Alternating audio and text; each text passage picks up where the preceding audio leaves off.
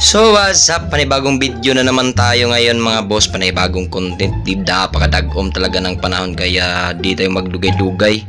Kailangan nating umorder dito sa La Shopee ng matinding lagayan ng sapatos para hindi madumit makalat yung katulad nito na nakabalandra lang yung ating mga sapatos dyan. Kaya hindi pa dugay-dugay dyan mga boss. At ito na nga dumating na yung ating parcel. At kung kayo po ay may mga parcel na galing sa La Shopee, dapat i-video nyo po kung ano man mga sira niyan o kung ibang item yung makuha ninyo, di pwede nyo isulit mayroon kayong ebidensya at hindi yung nanununtok kayo ng mga riders dyan na nanghahanap buhay lang. Yan, tatlo po yung order natin, worth 3,000 po yan lagayan ng sapatos. At ito din isa parang pagkapinata to. Oh yeah!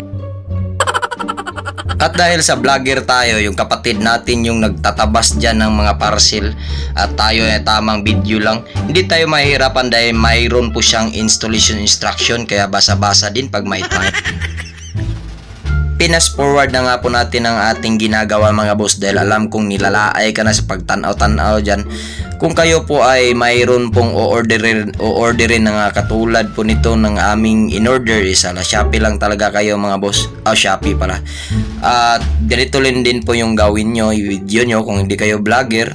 Ako naging vlogger na lang din dahil sa daming in-order ng kapatid ko. Oh yeah!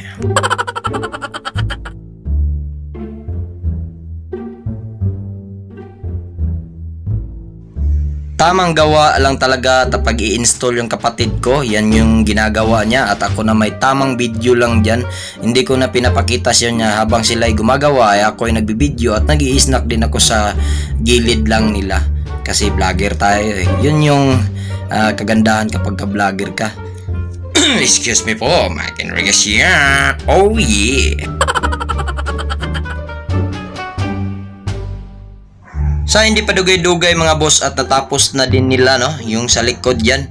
At yan yung harap ng ating divider o lagayan ng sapatos na 1, 2, 3, 4, 5, 6 na lagayan ng sapatos. Testing din natin yung sandal ng kapatid ko.